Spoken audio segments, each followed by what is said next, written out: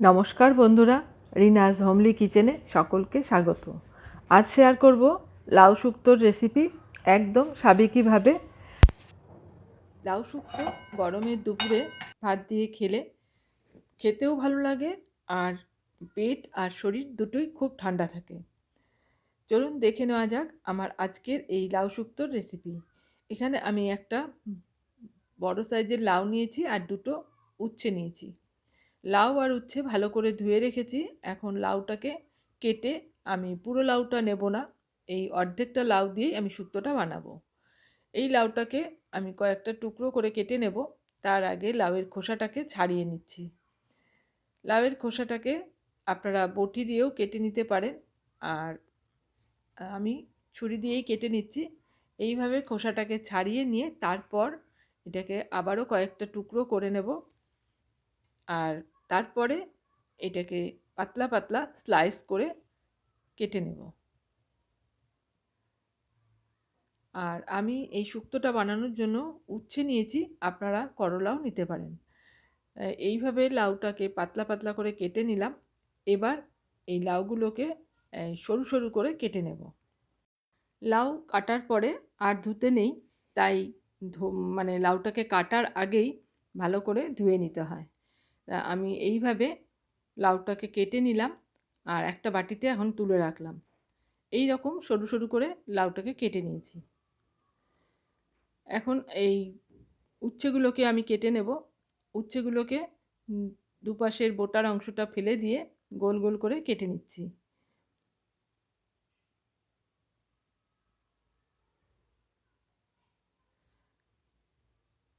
উচ্ছেটাও কাটা হয়ে গেছে। আর এখানে আমি একটা বাটিতে 10-12টা বিউলির ডালের বড়ি নিয়েছি। এখন আমি রান্নাটা শুরু করব। গ্যাসে কড়াই গরম করে দিয়ে দিলাম চা চামচের হাফ চামচ মৌরি আর হাফ চামচ রাঁধুনি। এই মৌরি আর রাঁধুনিটাকে শুকনো খোলায় ভালো করে ভেজে নেব। মশলাটার থেকে যখন ভালো গন্ধ বেরোবে সুন্দর, তখন গ্যাস অফ করে এটাকে আমি একটা ডিশের মধ্যে ঢেলে রেখে দেব। ঠান্ডা হলে পরে তারপর গুঁড়ো করে রেখে দেব।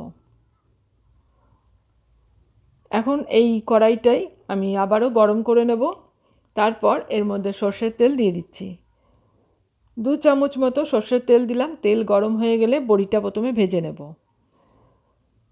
মিনিট 2 সময় নাড়াচাড়া করে বড়িটাকে লালচে করে ভেজে নিতে হবে।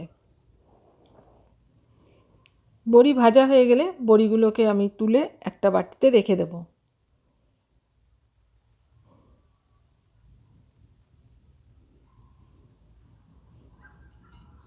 এবার এই তেলের মধ্যেই উচ্ছেটাকেও ভেজে নেব। উচ্ছেটা দিয়ে দিলাম আর একটু নুন দিয়ে দিচ্ছি, তাহলে উচ্ছেটা তাড়াতাড়ি নরম হয়ে যাবে। উচ্ছেটাকেও লাল করেই ভেজে নেব।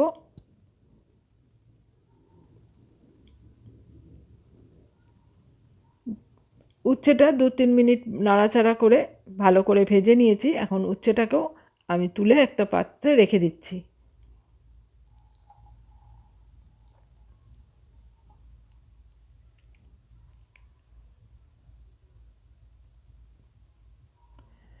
এবার ওই তেলের মধ্যেই ফোড়নে দিলাম একটা তেজপাতা, হাফ চা চামচ 5 ফোড়ন আর অল্প একটু সর্ষে।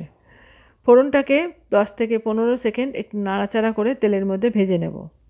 তারপর দিয়ে দিচ্ছি 1 চা চামচ কোরানো আদা।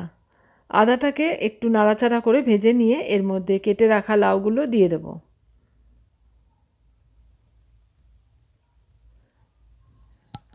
এবার লাউটাকে কিছুক্ষণ একটু নাড়াচাড়া করে নেব তেলের মধ্যে। তারপর এর মধ্যে দিয়ে দেবো হাফ চা চামচ নুন। নুন দিয়ে ভালো করে মিশিয়ে নেব নুনটা, আর মিনিট খানেক নাড়াচাড়া করে নিচ্ছি। এবার ঢাকা দিয়ে 3-4 মিনিট রেখে দেব। গ্যাসের ফ্লেমটাকে একটু লো করে রেখেছিলাম, আর এখন 3-4 মিনিট পর আমি ঢাকা খুলেছি আর লাউটার থেকে অনেকটা জল বেরিয়েছে। বেশ ভালো করে নাড়াচাড়া করে দিলাম, আর এই জলটাতেই লাউটা সেদ্ধ হয়ে যাবে। আবারও ঢাকা দিয়ে 3-4 মিনিটের জন্য রেখে দিলাম। এখন ঢাকাটা খুলেছি আর নাড়াচাড়া করে দেখে নেব লাউ সেদ্ধ হয়েছে কিনা। লাউ আমার ভালো মতনই সেদ্ধ হয়ে গেছে, কারণ লাউটা ভীষণ কচি ছিল। আর আপনাদের যদি লাউ সেদ্ধ হতে একটু সময় লাগে, একটু গরম জল আপনারা দিতে পারেন। এবার এর মধ্যে দিয়ে দিলাম ভেজে রাখা উচ্ছে আর বড়ি। উচ্ছে আর বড়িটাকে খুব ভালো করে মিশিয়ে নেব। লাউয়ের সাথে ভালো করে নেড়েচেড়ে মিশিয়ে নিয়ে, যেহেতু উচ্ছে বড়িটাও এখনও শক্ত আছে, তাই এক গরম জল দিয়ে দিলাম। জলটা দিয়ে একটু নাড়াচাড়া করে উচ্ছে আর বড়িগুলোকে ভালো করে লাউয়ের সাথে মিশিয়ে দিলাম। তারপর ঢাকা দিয়ে আরও কিছুক্ষণ ফুটতে দেব। বেশ কিছুক্ষণ ফোটানোর পরে ঢাকা খুলে আমি দিয়ে দিলাম 1.5 টেবিল চামচ চিনি, আর এখানে দিচ্ছি সেই ভেজে রাখা মশলা, গুঁড়ো করে নিয়েছিলাম সেইটা। মশলাটা ভালো করে নেড়ে মিশিয়ে দিলাম, আর এখন আবারও ঢাকা দিয়ে মিনিট 2 ফুটাতে দেব।